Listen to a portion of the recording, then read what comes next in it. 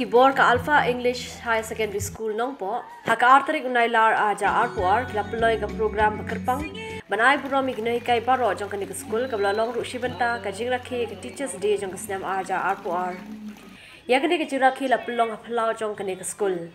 kapang pedeng jong kanik Rakhe ka long the teacher is not a transmitter of knowledge but a guide to the child's own discovery of the world la sakhiru bahagani ka program bagi khana school ki lapriang buromi gnoi kai lai shim banta na do ki khana school ki beret hado ki blasan hagi jingsha jingwai bar ka bakham school ka long bagi hebrit la shim banta ro hak fancy dress ikong WK bla principal jo kanika school lapan pau ke jingkman ka bakrau bakum ka school kala man penan burami gnoi kai ki bedai shisha kita ki nong te ka lawe jo ki khana school. It's a big world out there, teachers,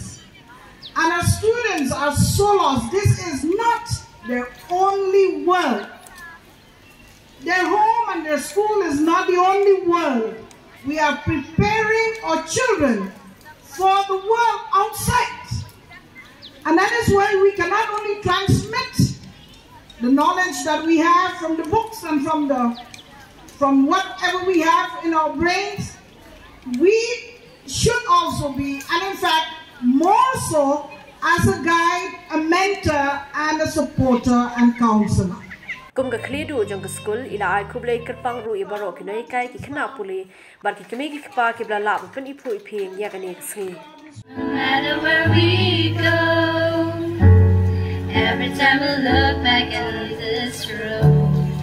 it will always be a part of who we are. Everything we know, every seed of greatness you have shown, through good and bad love has